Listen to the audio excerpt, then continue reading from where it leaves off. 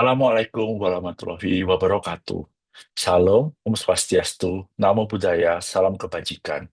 Perkenalkan, nama saya Alexander Patra Nugraha dari Program Studi Pendidikan Dr. Gigi, Fakultas Kedokteran Gigi Universitas Airlangga. Selama bergabung dalam program studi ini, saya diamanahi dan ditugaskan untuk memberikan beberapa perkuliahan. Salah satunya adalah mata kuliah Ortodonti 2 dengan topik pergerakan gigi ortodonti. Pada materi perkuliahan tersebut membahas secara rinci dan mendetail mengenai biomekanik pergerakan gigi ortodonti yang diakibatkan oleh pemberian gaya ortodonti dari piranti ortodonti lepasan yang ditinjau dari molekuler, seluler, dan klinis karena terkait dengan keberhasilan perawatan ortodonti nantinya. Adapun capaian pembelajaran pada akhir proses perkuliahan ortodonti 2 materi pergerakan gigi ortodonti ini adalah mahasiswa mampu memahami, menjelaskan, dan mengimplementasikan pengetahuan tentang biomekanis pergerakan gigi ortodonti, baik secara tipping, bodily, hasil dari pemilihan gaya mekanis ortodonti terhadap biomolekuler dan seluler, respon imunitas, remodeling jaringan periodontal, retensi dan relapse, sekaligus mahasiswa mampu menganalisis dan mengevaluasi ketepatan pergerakan gigi ortodonti yang diaplikasikan. Perkuliahan ini dilaksanakan selama 16 kali tatap muka dalam satu semester dengan metode perkuliahan klasikal, demonstrasi, dan mengimplementasikan case-based atau problem-based center learning yang berpusat pada mahasiswa yang dikenal sebagai student center learning. Kelas dimulai dengan presentasi PowerPoint yang didesain secara menarik, interaktif, dan sesuai dengan literatur terbaru dan termutakhir. Inovasi pembelajaran untuk meningkatkan pengalaman belajar mahasiswa adalah dengan penayangan video kasus analisis maloklusi untuk memberikan rangsangan dan memberikan ilustrasi praktis tentang pergerakan gigi ortodonti. Peserta didik diberikan kesempatan untuk bertanya, berdiskusi, dan mengungkapkan pendapat secara aktif dalam penyelesaian kasus ortodonti yang berasal dari pengalaman ataupun pasien yang mereka temui. Media kreativitas perkuliahan pembelajaran ortodonti 2, materi pergerakan gigi ortodonti yaitu kuis interaktif menggunakan aplikasi Kahoot yang memberikan pengalaman belajar secara aktif, menyenangkan, interaktif, dan melatih jiwa kompetitif mahasiswa secara sehat. Kanal YouTube Departemen Ortodonsia AKG UNER juga menyediakan video pembelajaran seperti variasi analisis kasus ortodonti yang dilengkapi juga dengan modul ortodonti, sehingga mahasiswa dapat mempelajarinya kapanpun dan dimanapun tentang analisis kasus ortodonti, cara pergerakan gigi ortodonti, dan desain piranti ortodonti lepasan. Pada proses perkuliahan ortodonti 2 dengan materi pergerakan gigi ortodonti memiliki penilaian utama dilakukan dengan pengamatan pada aktivitas mahasiswa yang ditandai dengan aktif partisipatif, berdiskusi, berinteraksi, bekerja sama dalam kasus SCL, ketepatan hasil proyek mahasiswa, pemecahan kasus maloklusi dentofasial sederhana, pembuatan video analisis kasus ortodonti atau video pembelajaran yang berbobot sebesar 50%. Penilaian kognitif berupa UTS dan UAS serta ujian lainnya berbobot 40%. Penilaian tidak hanya terbatas pada penilaian kognitif, namun juga afektif atau sikap dari mahasiswa yang dikenal sebagai soft skill, yaitu dengan bobot 10%. Kombinasi penilaian tersebut diharapkan dapat membantu mahasiswa menyelesaikan capaian pembelajaran dengan baik, mendapatkan pengetahuan, berkontribusi secara efektif, andal dan terampil saat praktik kedokteran gigi secara mandiri. Demikian dari saya. Wassalamualaikum warahmatullahi wabarakatuh. Salam, Om Swastiastu, Namo Buddhaya, salam kebajikan, salam sukses untuk kita semua. Terima kasih. Assalamualaikum warahmatullahi wabarakatuh. Salam sejahtera untuk kita semua. Selamat pagi, salam sehat untuk kita semua.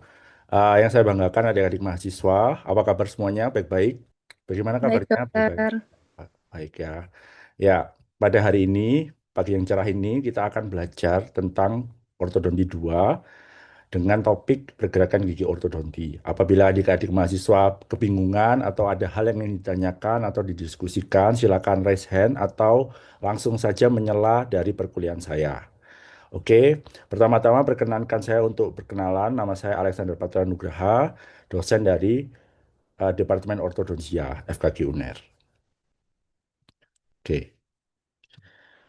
Pada hari ini kita akan belajar beberapa topik ya dalam materi kuliah pergerakan gigi ortodonti ini ada 4. Pertama adalah konsep dasar biomekanis pergerakan gigi ortodonti.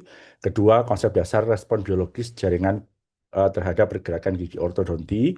Ketiga adalah konsep dasar retensi dan relapse. Keempat adalah kuis ya, kita akan kuis di sini dengan menggunakan Kahoot. Dan kelima adalah studi kasus, penilaian dan media pembelajaran. Oke. Yang pertama adalah konsep dasar biomekanis pergerakan gigi ortodonti. Jadi pertama-tama kita harus tahu apa itu definisi dari biomekanik ortodonti.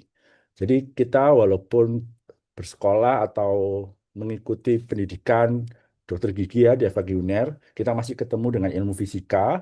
Salah satunya adalah biomekanik pergerakan gigi ortodonti adalah cabang ilmu yang diterapkan untuk menggerakkan gigi. Kenapa gigi itu bisa bergerak? Karena ada gaya. Gaya yang dikenal sebagai gaya mekanis ortodonti. Itu diaplikasikan ke permukaan gigi sehingga gigi itu bisa bergerak dalam soketnya seperti itu. Nah, untuk apa gigi digerakkan? Untuk mengkoreksi letak posisinya yang salah atau dikenal sebagai maloklusi. Kemudian kenapa ya dok, biomekanik ortodonti ini perlu banget diketahui, terutama untuk adik-adik mahasiswa yang akan menempuh pendidikan profesi ya nantinya ya. Karena apa? Nanti Anda harus merawat satu pasien dengan maloklusi sederhana, pasien tumbuh kembang dengan piranti ortodonti lepasan. Kalau misalnya pemilihan gaya ortodontinya tidak benar, maka gigi tidak akan bergerak secara optimal. Kemudian kalau gaya ortodontinya terlalu kebesaran, berlebih, justru akan merusak jaringan periodontal. Giginya akan mati, kemudian ada resorpsi tulang yang berlebih. Dan yang terakhir dan yang paling penting adalah ketika Anda belajar tentang biomekanik pergerakan gigi ortodonti, Anda bisa menentukan desain piranti ortodonti yang tepat dan akan mencapai namanya keberhasilan perawatan ortodonti yang optimal. Oke, kekuatan ortodonti yang diberikan pada mahkota itu akan diteruskan. Diteruskan kemana, dok? Diteruskan ke apikal. Dan dia akan bergerak sesuai dengan arah gaya atau vektor. Nah, kekuatan ortodonti akan direspon oleh jaringan periodontal. Di sana nanti ada resorpsi dan aposisi yang akan dijelaskan selanjutnya. Kemudian di pergerakan gigi ortodonti ada dua macam pergerakan, pergerakan tipping dan jadi pergerakan tipping itu adalah pergerakan karena adanya kontak titik. Kontak titik itu berarti hanya menggerakkan satu titik yang terkena dari gaya ortodonti tadi. Misalnya mahkota yang kena berarti akarnya tidak ikut bergerak. Sedangkan kalau bodily dia kontaknya sebidang. Nah, kalau misalnya sebidang tidak hanya mahkotanya yang bergerak tetapi juga akarnya. Seperti itu. Nah, pergerakan ortodonti tipping itu hanya bisa dilakukan dengan piranti ortodonti lepasan.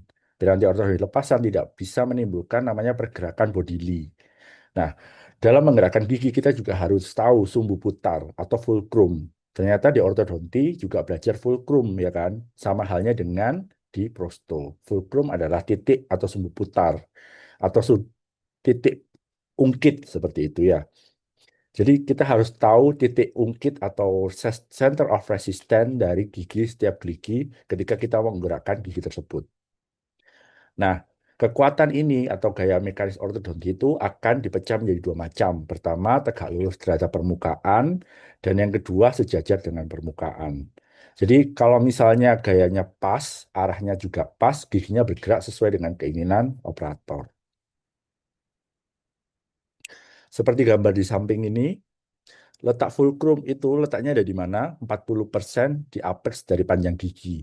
Kalau misalnya ini kalian ujian, harus tahu letak fulcrum pada incisif anterior di mana, ya kan? Ternyata letaknya di 40% di daerah apikal gigi. Nah, posisi dari fulcrum itu tergantung apa ya, Dok ya? Ada beberapa faktor yang tidak bisa kita kontrol. Pertama adalah bentuk akarnya. Apakah akarnya itu bayonet atau bengkong, apakah akarnya lurus, apakah akarnya pendek gitu ya. Kemudian yang kedua adalah distribusi dari sabut-sabut ligamen periodontal. Kalau misalnya Anda ingin menggerakkan gigi, pasti juga ada kaitannya dengan ilmu perio, yaitu jaringan periodontal, terdiri dari gingiva, cementum, tulang alveolar, dan ligamen periodontal. Nah, ini tadi saya jelaskan bahwa kalau misalnya dia kontak titik, akarnya itu nggak ikut bergerak. Dan yang menahan kira-kira apa? Yang menahan adalah plat akrilikmu. Seperti itu. Sedangkan kalau bodily, kita memberikan force di sini, itu akan direspon oleh mahkota yang diteruskan ke apex. Jadi bergeraknya itu sebidang. Oleh karena itu, pada kasus-kasus maloklusi dengan protrusi jarak gigit yang besar, apakah bisa dikoreksi dengan busur labial sederhana? Jawabannya sulit, ya kan? Kita harus melihat overjet sekian pakai busur labial biasa, 4 ke atas 1 sampai 6 pakai retraktor Roberts gitu. Jadi kalau misalnya ingin menggerakkan gigi secara sederhana pakai piranti ortodonti lepasan. Tapi kalau ingin menggerakkan gigi simultan berbarengan dan sebidang pakai piranti ortodonti cekat. Gitu ya. Oke, sampai sini ada yang ingin ditanyakan terlebih dahulu. Kita lanjut ya. Selanjutnya adalah konsep dasar respon biologis jaringan terhadap pergerakan gigi ortodonti.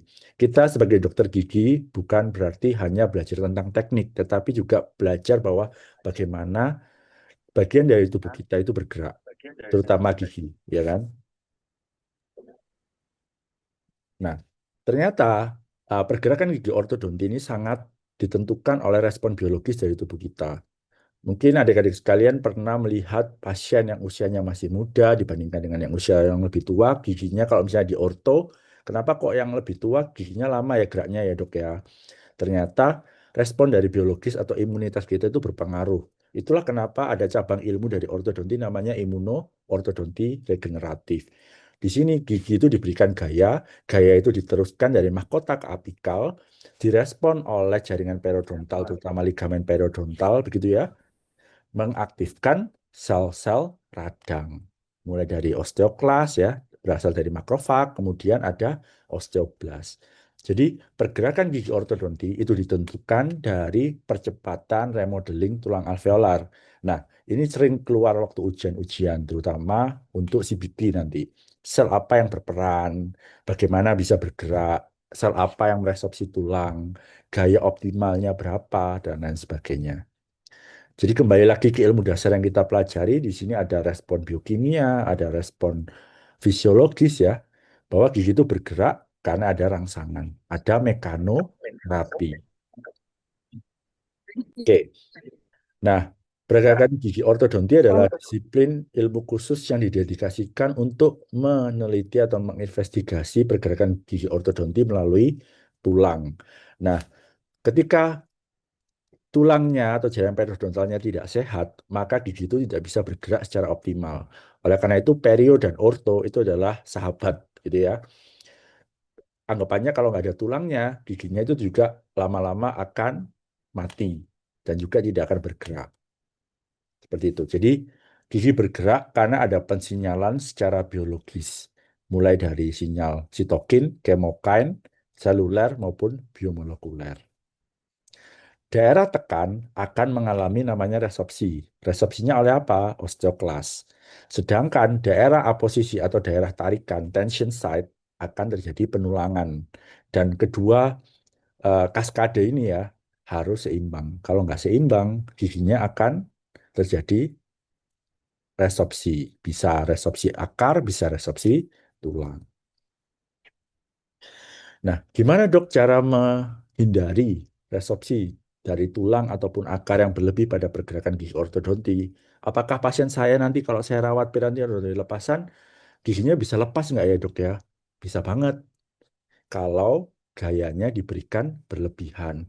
Nah, oleh karena itu tabel di slide ini mohon dihafalkan. Berapa pergerakan masing-masing dari kekuatan atau pergerakan gigi-gigi ini. Begitu ya. Oke. Jadi kekuatan optimal misal untuk tipping 50 sampai 75, body lift 100 sampai 150. Apakah pergerakan gigi dengan gaya yang lebih besar itu lebih cepat? Justru tidak. Gaya apa yang diharapkan? Gaya ringan yang terus-menerus. Nanti akan saya jelaskan. Oke, berikut adalah gaya mekanis ortodonti ringan versus gaya mekanik ortodontik berat dalam pergerakan gigi ortodonti. Oke. Kalau misalnya light force atau gayanya ringan, tulang ini punya kesempatan untuk meregenerasi jaringan yang terjejas. Kita memberikan mekanoterapi menginduksi namanya inflamasi atau keradangan, begitu ya. Nah, keradangan ini direspon oleh tubuh mulai dari frontal resorption oleh osteoklas, lamina duranya putus gitu ya, giginya bisa bergerak dalam soketnya. Nah, proses ini sekitar 7 sampai 14 hari. Baru di hari ke-10 sampai 14 tulangnya itu akan teraposisi oleh sel apa? Sel osteoblas. Dan hal ini sangat berbeda dengan namanya mekanisme terjadinya periodontitis. Begitu. Jadi kalau misalnya Anda menemukan pasien piranti ortodonti cekat, piranti ortodonti cekat, lamina duranya putus, apakah dia periodontitis? Belum tentu, karena kita justru membutuhkan lamina duranya itu hilang, karena kita ingin menggerakkan gigi. Begitu ya. Dan tipe resorpsinya pun berbeda dengan periodontitis. Eh, Tipe resorpsinya adalah frontal resorption. Terus bagaimana dok kalau gaya mekaniknya berat? Gitu ya. Gaya mekanik yang berat membuat jaringannya itu terhialinisasi atau banyak debris-debris jaringan yang susah dihilangkan oleh sel makrofag. Dan pola resorpsinya adalah undermining resorption. Giginya akan teresorpsi banyak, tulangnya juga lama-lama terjadi mobilitas dari gigi tersebut. Bukannya tambah baik posisinya, tapi tambah kehilangan gigi-gigi. Jadi dalam dua slide tadi bisa dicapai kesimpulan bahwa dalam menggerakkan gigi adalah harus tahu besaran gaya, arah gaya, dan momentum. Nih, ini adalah sedikit ilustrasi bahwa kalau misalnya kita menggerakkan gigi pada gambar A, B, dan D, itu adalah frontal resorption ya, seperti angular resorption, dia bergerak sesuai dengan arah gaya dan momentumnya pas. Gitu ya. Sedangkan satunya, gambar dengan histologi, tanpa ada secara histologis gambaran terhialinisasi. Di sana banyak jaringan ikat. Nah, jaringan ikat ini susah dicerna atau diresorpsi oleh sel-sel yang ada di tubuh, terutama oleh osteoklas dan juga makrofag. Gitu ya. Terus bagaimana dok? Berarti kalau misalnya kita menemukan banyak jaringan ikat di sekitar gigi, kita bisa curiga giginya bakal susah bergerak. Jelas. Itu ya. Oke. Berikut adalah jenis-jenis gaya ortodonti. Gaya ortodonti yang paling sering adalah continuous force, intermittent, dan interrupted. Seperti yang saya jelaskan bahwa gaya ortodonti itu penting. Kalau misalnya Anda salah memilih, Anda salah mengaplikasikan, yang dirugikan adalah pasien. Itu. Ortodonti adalah salah satu cabang keilmuan yang tidak memberikan obat dalam terapinya. Tetapi kita memberikan namanya mekanoterapi, preskripsi gaya mekanis untuk mengkoreksi maloklusi dengan menggerakkan gigi-gigi pada posisi yang tepat dan benar. Itu ya, itu kata kuncinya. Mungkin yang ditanyakan dulu sampai sini sebelum saya teruskan. Belum ada. Oke, kita lanjutkan ya. Ntar kok nggak kelihatan kalian.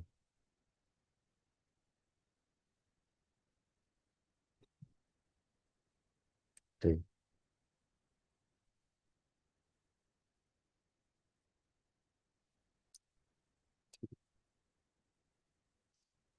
Belum ada? Mungkin mau ditanyakan sesuatu?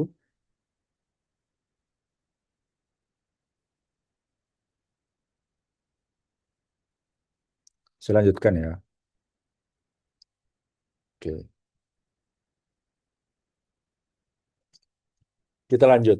Setelah giginya bergerak, apakah sudah selesai tugas kita sebagai seorang dokter gigi? Jawabannya tidak. kita harus mempertahankan posisi yang sudah terletak benar pada lengkung yang benar sesuai dengan 6 kunci oklusi dari Andrew.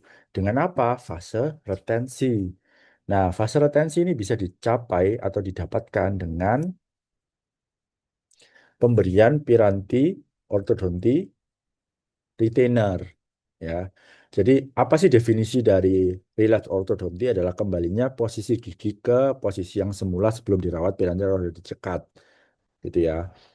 Dan biasanya semakin kompleks kasus dan semakin banyak pergerakan giginya, gigi itu akan lebih condong atau lebih mudah bergerak ke posisi yang awal. Seperti yang tadi saya bilang bahwa perio dan orto ini adalah bestie ya, sahabat. Kita juga harus tahu bahwa di sekitar gigi ada 6 principal fibers dan ini sering sekali keluar ujian. Nah, singkatannya adalah IM HOT. Pertama adalah intraocular group, alveolar crest, apical fiber, horizontal group, oblik dan transeptal. Tapi yang paling sering menarik adalah oblik, apikal dan horizontal. Begitu ya. Jadi dia ada tarik menarik. Terus bagaimana dok biasanya? Apakah cukup ya dok cara konvensional? Kadangkala ada namanya tindakan fibroektomi, dipotong periodontal ligamennya. Tapi itu adalah tindakan yang berbahaya atau radikal. Kenapa? Kalau misalnya dia dipotong, apa yang terjadi? Giginya goyang. Nah, penelitian kami sebelumnya membuat model relapse ya pada tikus gitu, kemudian disuntik dengan senyawa tertentu. Ternyata relapse ini ditentukan tidak hanya oleh periodontal ligamen, tetapi pertumbuhan dari jaringan periodontalnya. Kalau tulang alveolarnya sudah tumbuh sempurna baik, dia bisa menjaga gigi. Oke, terus apa yang bisa kita lakukan ya dok untuk fase retensi ini? Ada namanya retainer. Retainer ada macam-macam. Ada retainer cekat, ada retainer lepasan. Kalau retainer cekat keuntungannya pasiennya tidak perlu kooperatif karena dia melekat. Tapi kerugiannya adalah oral hygiene-nya jelek, penumpukan plak, kalkulus, jadi periodontitis ya. Juga ada karies proksimal dan lain sebagainya. Kalau retainer lepasan, eh, kita harus bertumpu pada kooperatif pasien, harus dipakai gitu ya. Terus ada macam-macam desainnya, ada Howley retainer seperti piranti ortodonti lepasan biasa, terus juga ada Oke, mungkin sebelum kita beranjak ke studi kasus dan penilaian dan media pembelajaran, ada yang ingin ditanyakan? Lanjut ya. Nah, dalam proses penilaian, dalam modul ortodonti 2 ini, eh, adik-adik sekalian akan belajar dengan kasus-kasus ortodonti. Mungkin eh, di modul 1 sudah ya, akan mendapatkan kasus-kasus tentang maloklusi, mulai dari kelengkapannya, ada fotosefalometri, panoramik, model studi, foto intraoral, dan ekstraoral. Ketika nanti Anda bekerja di klinik dan juga praktik secara mandiri ya, kalian harus melengkapi rekam-rekam medis ini. Untuk apa? Ya untuk menganalisis kasus ortodonti secara komprehensif dan holistik. Ternyata menggunakan piranti ortodonti lepasan atau ortodonti cekat tidaklah semudah itu. Harus tepat diagnosisnya. Rencana perawatannya juga tepat. Kalau tidak akan merugikan pasiennya. Sehingga pada materi kuliah ini Anda diharapkan memahami, mampu menjelaskan, dan mengimplementasikan nantinya waktu merawat pasien di rumah sakit gigi dan mulut. Begitu ya. Nah, ini ada beberapa kasus. Mungkin ada yang bisa menjawab ya. Kira-kira butuh pencabutan atau tidak untuk kasus yang pertama. Oke, jadi Departemen Ortodonsia juga menyediakan video pembelajaran interaktif dari YouTube Departemen Ortodonsia. Tadi ada modul-modul ya. Nah, nanti ada juga YouTube Departemen dengan berbagai macam kasus ortodonti seperti berikut ini. Opsi dentomaxilofacial. Oke.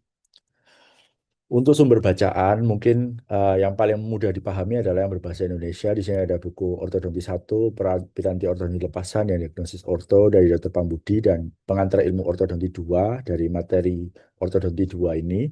Silakan dibaca.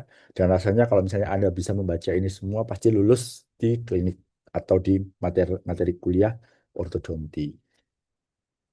Oke, ada yang tanyakan? Mungkin kita sebelum kita akhiri kita main games dulu untuk mengetahui kira-kira kalian paham nggak dengan materi perkuliahan ini? Bentar, bentar. Bentar.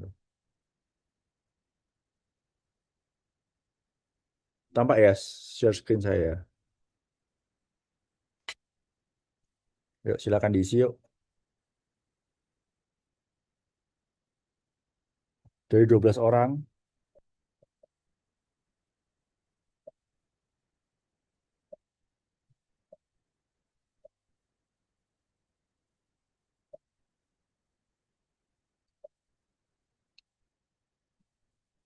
Wah, next.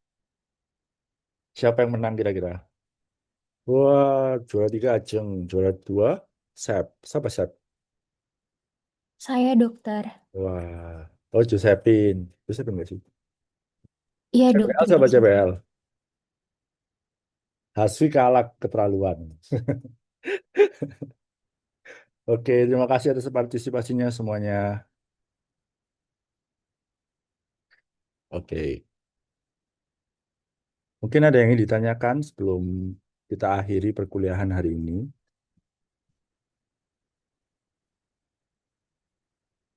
Silakan tanya mungkin satu dua orang tentang Dok, kasus atau bertanya apa. dok. Boleh, silakan Martinus. Ya dok, mau izin bertanya, tadi kan sempat dijelaskan kalau untuk kasus yang overjet sama overbite yang berat tidak bisa dikoreksi dengan POL, harus pakai cekat. Nah, seberapa parahnya atau seberapa beratnya? Apakah ada batas ambangnya ya dok ya? Oke, terima kasih atas pertanyaannya. Jadi, uh, ini penting banget untuk Anda nantinya lulus sebagai seorang dokter gigi dengan kompetensi hanya merawat piranti ortodonti lepasan ya, kasus malakusi sederhana. Nah, seleksi kasusnya adalah pertama cek diagnosis skeletalnya. Kalau misalnya dia skeletalnya kelas 2 ataupun kelas 3 itu sangat kontraindikasi dengan piranti ortodonti lepasan, terutama pada pasien dengan usia yang dewasa. Ya, kemudian untuk kasus protrusinya sejauh apa, dilihat inklinasi dan protrusinya sejauh mana. Kalau misalnya dia lebih dari 6 ataupun 8 itu sangat susah untuk dikoreksi dengan piranti ortodonti lepasan. Kenapa? Akan cenderung namanya uncontrolled tipping. Mahkotanya ke palatal atau ke lingual, tapi akarnya ke labial. Bahayanya apa? Fenestrasi. Jadi kalau misalnya ada pertanyaan nanti waktu ujian CBT, apa bahaya dari uncontrolled tipping adalah dehiscence dan fenestrasi. Saya rasa kalau untuk ujian CBT paling gampang orto, ya kan? Karena kalian sudah paham. Gitu ya menjawab ya Martinus ya, jelas. Ya jelas dokter, terima kasih dok. Ada yang lagi tanyakan mungkin kita akhiri dulu sesi kali ini. Nanti kalau misalnya ada bingung lagi, kita bisa berkumpul di Zoom. Itu ya setelah ini. Oke, terima kasih atas kesempatannya. Mohon maaf apabila salah kata. Saya akhiri. Salam sukses untuk kita semua. Terima kasih.